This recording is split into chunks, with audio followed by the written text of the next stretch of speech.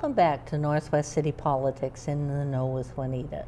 We're very happy that you're joining our show again this week. It's very important that there's citizens like you, people that are interested in what's happening in our cities. It's important for good government that there's a flow of information back and forth from the city staff, the city council and mayors out to you, the residents, but then they also need to hear back from you too. So we're glad that you're with us tonight. If you haven't watched our show before, each week we'll have somebody on from one of the 9 cities in Northwest Community Television's viewing area to update us on what's been happening and what's going to happen in the future. And we encourage you to take down their voicemail and email addresses, so if some of the issues kind of resonate with you, get in touch with them. And if it's not your city and it's an issue that you think is important, contact your mayors and city council people. Well, we're very happy tonight to have George Selman come back to our show again. Thanks for having me. Yeah, you've been on before, so we're very glad that you're back here again and can kind of update us on what's happening in Robbinsdale. And you've got a lot of new things going, right? We do. It's very exciting times in Robbinsdale. Right. Now, because you've been on our show before, you know that I'm going to let you introduce yourself out to our wider audience. Tell them a little bit about yourself and your time in Robbinsdale. Okay. Well, my name is George Selman. I'm enjoying the middle of my 3rd term on the Robbinsdale City Council. My wife and I moved to Robbinsdale in 1978, and our daughters are married and they have children and they all live in Robbinsdale as well. So we have 3 generations of our family in Robbinsdale, and we're very excited about that. But my involvement goes back to probably the early 80s when I got involved with the Robbinsdale JCs. Oh. And I got involved with some of the service projects that they did, and I discovered that I rather enjoyed that, and I had a little bit of a knack for it, so it kind of became a hobby of mine to get involved in other things like Whiz Bang Days and the Robbinsdale Lions, and serving on several commissions for the city over the years prior to being on the council. So you had a good background when you came to the council. Well, I thought I did, but there's still a lot to learn, even with that. Yeah, that first year there's a big learning curve for people. There really is, and with the changes that government moves slow, except when it comes to changing things. That moves really fast, so you have to keep your eye on the road all the time to keep up. Yeah, and this is a presidential election year. If there's some people out there that are just kind of thinking about maybe running for their city council, what kind of advice would you give to them?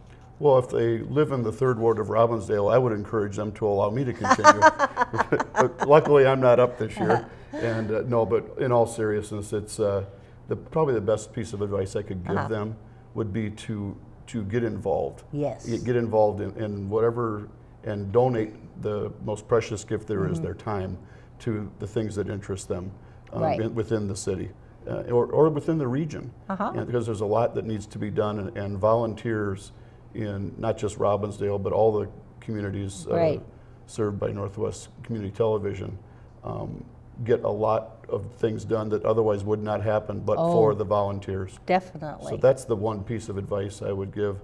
And then file if you're serious. Right. I would say if you're not serious, you're not going to knock on a door or talk to people, don't waste the city's time and energy and the citizens' time and energy. Oh, right. And people can always come to council meetings. They can look at the council meetings on the website. There's a lot of ways they can gather information about the city. There really is. It's more than ever before. And then I asked you, think about something about Robbinsdale that people might not know, particularly people outside of Robbinsdale. Well, if they don't know about it, it's a secret. Robbinsdale really is a hidden gem that's very close to the big city. And our proximity to Minneapolis is one of our biggest attractions for people that move there. They're shocked by how close they are to working. If they work downtown, they can be to work in less than 15 minutes typically. Right. If there's multiple bus rides available, we'll talk later about the prospect of light rail transit coming yes. with a station in Robbinsdale, and that'll make that ride even more efficient and quicker. And the citizens we have really, and we kind of, the people that live in Robbinsdale often refer to it either as Bird Town and oftentimes Mayberry, because it really has a small town feel to it. Yeah, it does. And an example of that is some citizens several years ago started a Facebook page called the Bird Town Club. Oh, right. And it's a closed group. And I checked prior to coming here today, and there are over 3,000 followers now Wow. that watch that and monitor its activity. That is pretty cool. So it's a great way to get information out fast to people Right. about road closures or police and fire activities, or sometimes it's just simple thing like when does yard waste pickup begin in the spring? Right. That question pops up, and Right. the city staff or one of us from the council or somebody that read it in the city newsletter will post the answer for all to see. Yeah, that's a whole interesting phenomenon of how you're able to find out information now that that was an effort in the past. That would actually be a wonderful show idea for you in the future. That group of people about that. does, and they completely Oh, control that'd be it. cool. Yeah. Yeah, I will tuck that away in the back of my head, but that would be a good one because we're always encouraging people to get more involved, so it could be somebody getting more involved. Now, we'll start with some issues. Okay. And one of them is that Robbinsdale is doing some park improvements. Now, first I thought we could start out, how many parks does Robbinsdale have? Robbinsdale is a very small city, Right. and we have 15 parks. Ooh. Technically 14, but 15 is on state highway land that we will get back at some point in the future. There's a park there. Many people know it's called Grazier Park, but many people know it as where the old Highway 100 beehive grills and limestone tables and things are. So that's our 15 parks, and we protect and cherish them feverishly. Definitely. And it's a definite pull for families moving to your community, right? It really is. The parks and our park and rec programs are wildly popular. Now, your city, like most of the cities, must have set up some kind of plan for when your park's starting to get a little old and aged, when you update it. Maybe you can tell us a little bit about that. Our public works staff does a very good job of monitoring the parks. They take care of the inventory and the regular maintenance that comes up. Right. But the life cycle of most of the equipment that's at these parks is anywhere from 15 to 20 years. Right. Depending on where it is and the type of equipment and the quality of the equipment when it was purchased at the time it was purchased can shorten or lengthen that. Oh, right. But at the end of the day, we always really are pretty assertive about attacking the one that is our worst park as far as equipment and things go. Sure. And really making that kind of the park that we budget improvements for. Now, I'm assuming citizens get involved in this process. Maybe how? Because we were talking earlier about getting people involved. We do a lot of things. There's a lot of open houses, a lot of public hearings. We do a park tour every year with the council and our Park, Rec, and Forestry commissioners on a bus, where we go to all or most of the parks in one evening and kind of talk about where things are at and what's holding up great, what's starting to show signs of wear. So we can all go there and get a real personal, hands-on view of it. Definitely. And we can look at the previous year's improvements and really see the finished product if we haven't had a chance to do that.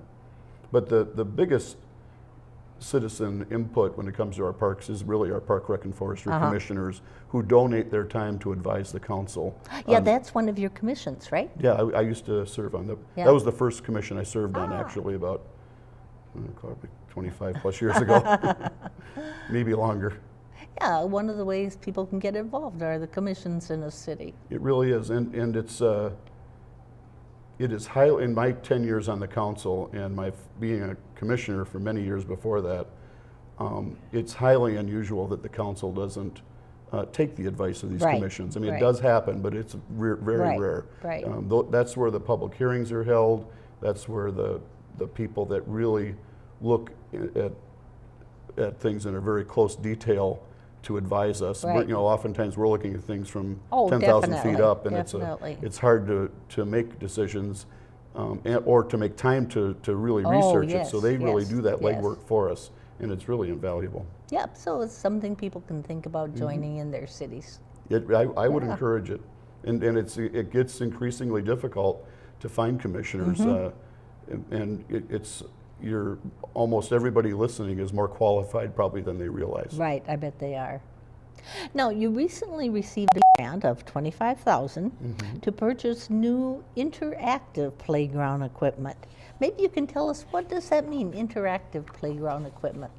Well, I had the same question. Interactive playground equipment, as I learned last night in a work Okay. session after our council, it was probably 9:30 at last night, that we were introduced to what that really is. Okay. And it was, we didn't get a chance to really embrace it Right. with much detail. But basically there's two things. One is for the younger kids, it's a more traditional type Okay. of a playground area. But the one for the older kids has a lot to do with pushing a button to activate lights and to get through a series of fixtures and places in a race format, basically, to see who can get their team through this the fastest. And you have to, cool. and it really looks pretty neat. Yeah. And there's a lot of things that are included in it with the ground surface cover Okay. that's more of a soft rubber instead of the birch bark, the wood Right, chips right. and things like that we've seen over the years. Now, what park is going to get this equipment from the grant? Triangle Park is Okay. our park just off 40th and Noble. It's where the wading pool currently is. A lot of people know about that, or by that location. But it's a park that will be able to be seen from the light rail station. So we really wanted to. Oh, yeah. This station is really going to be. We view this as a gateway opportunity Right, to our city, right. and we're spending a lot of time and effort on the eastern side where the parking ramp is and our downtown is. But our council has, I forget whose idea it was, but it was a good one and it wasn't mine. Don't forget there's another side to these railroad tracks, and probably our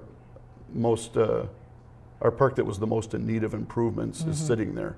So we wanted to put this park there to really kind of be a place for our entire park and rec program as people go through Robbinsdale and they can see it. Oh, right, right. A subliminal way of reaching people, right? That's right. Now, the city is going to meet with residents that are interested in this whole process, right? They are. There was a mailing sent out just recently, and there's going to be a meeting on April 11th for folks to see. To see more about the detail ideas, and they aren't finalized. We've got some conceptual things. We've picked the equipment, but what's going to be where, and some of those things still need to be decided. And that's where we really want that citizen input. And what's the timeline for this project?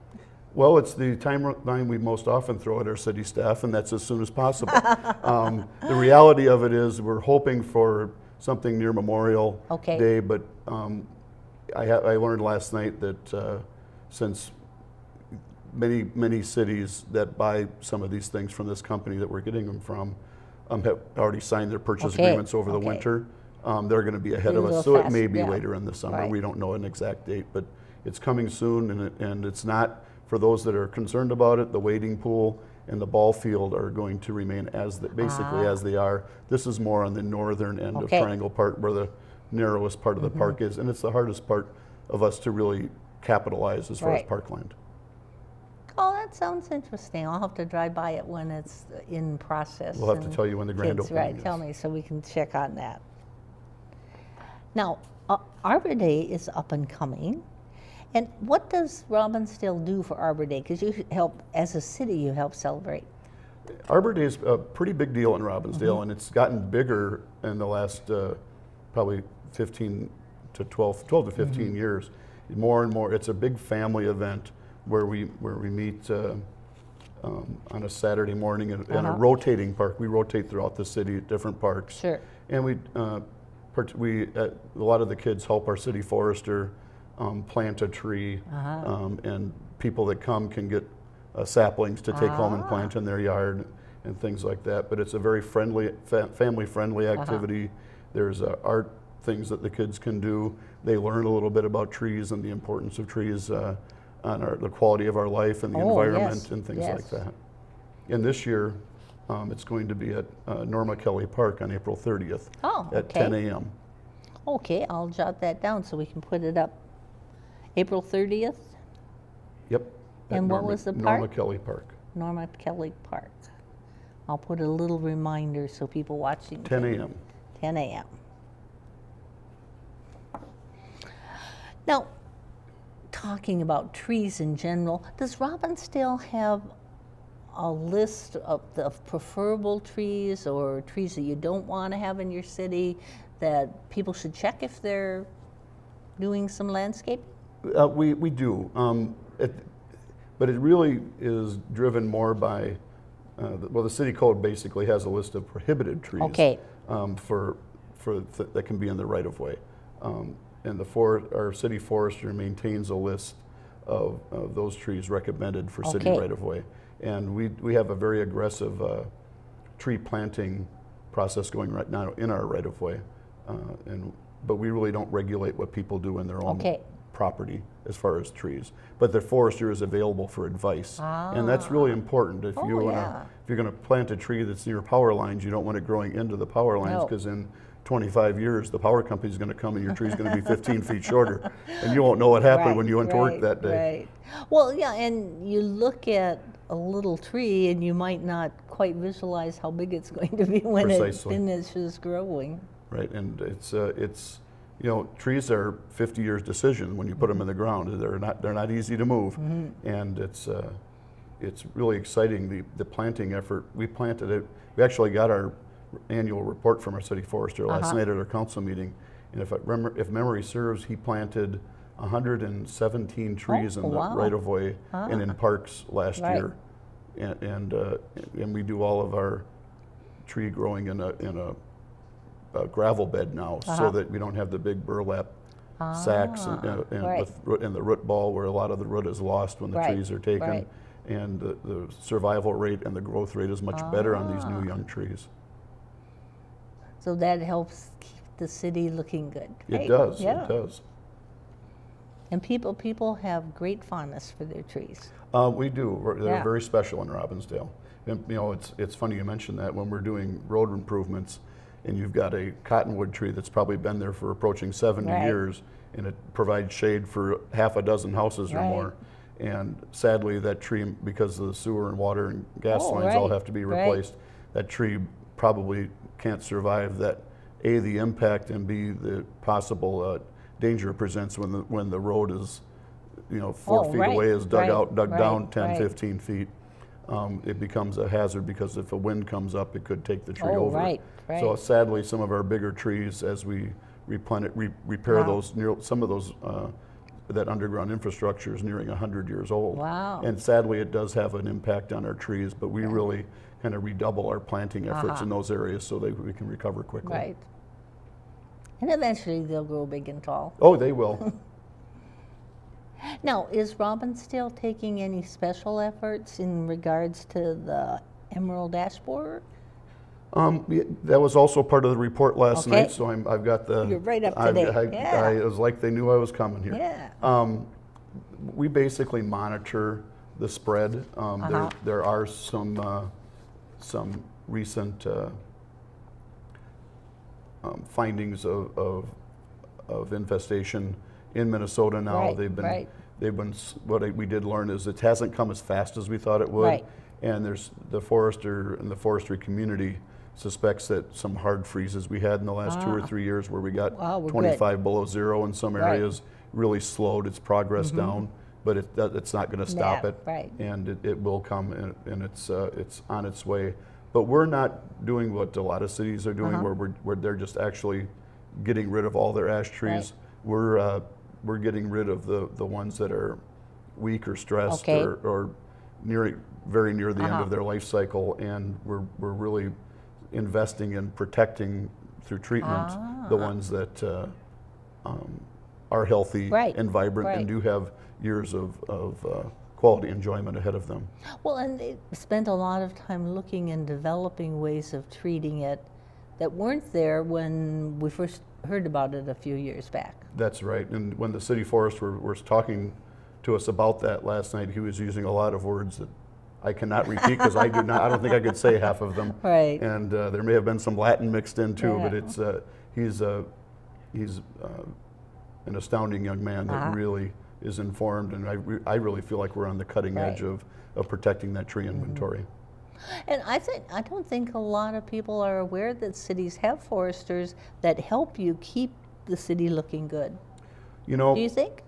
No, I don't think people do until they have a need, and they might call the city and they say, well, let me transfer you to the forester. And our council really is united. We're united on a lot of things, but especially on protecting our tree inventory, and that is that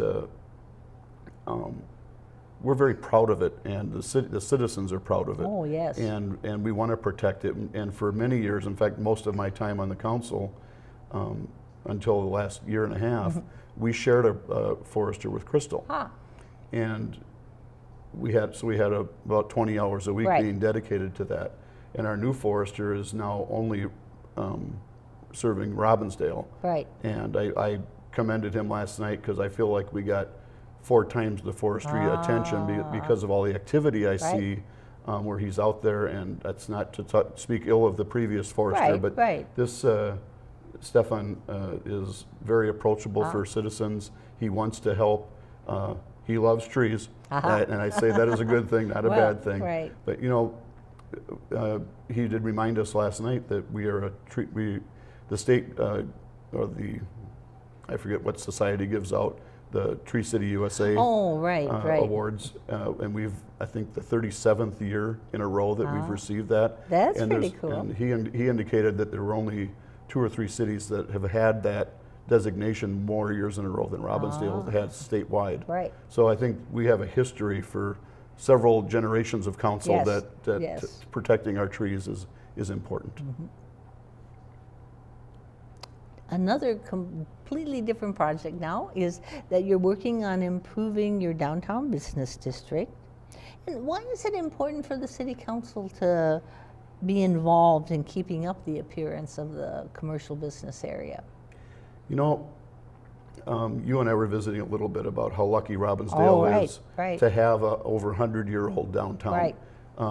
Everyone around us, you know, to Maple Grove and Woodbury and every community out there is trying to reinvent the classic little downtown that cities like Robbinsdale and Osseo, by virtue of their location their proximity to a railroad stop 125 years ago.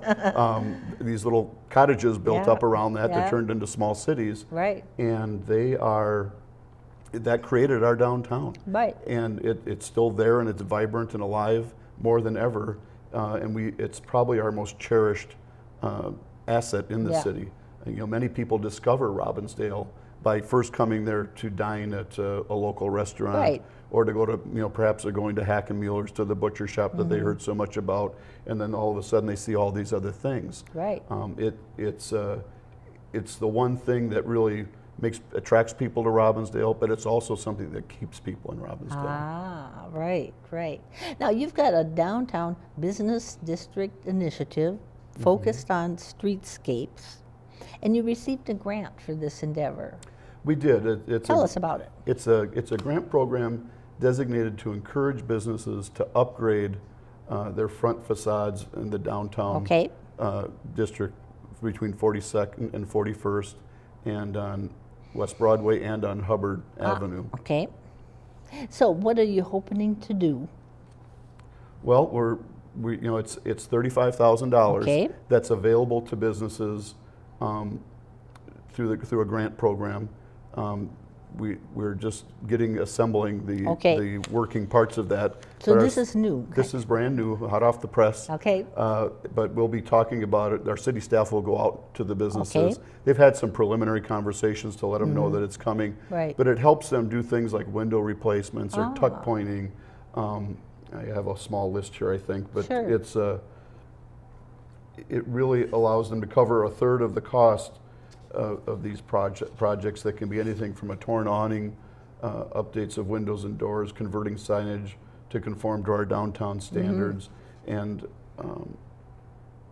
it'll be in the next few weeks that the city staff will be going out and touching each of the downtown businesses that are eligible to make sure that they know that's there. And is that like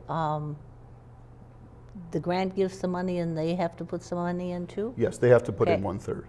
You know what? Let me check. I think it's the other way around. The grant covers 1/3 of the cost. I'm glad I checked. Right.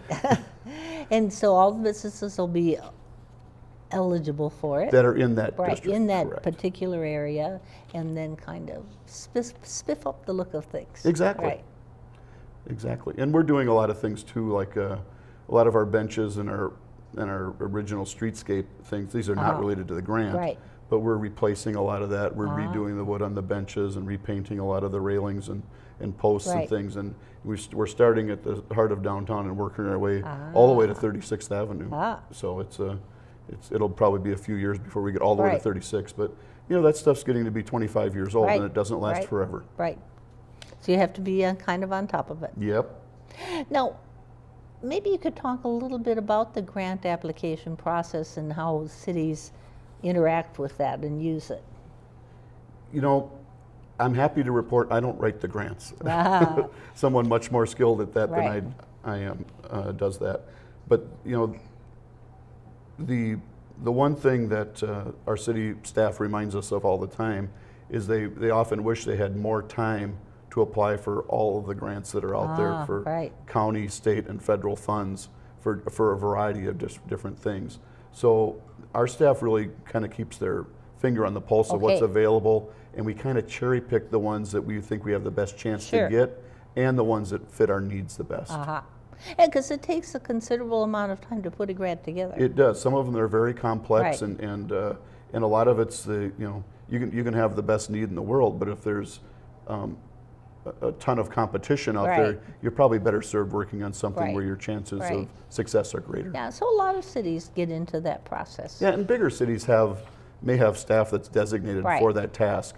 For us, it's kind of whoever has time, and it's and out in our area, not so much, but it's an important plus added to your city budget. It is. It really helps. It helps make things happen that otherwise would not happen. Well, I want to thank you so much.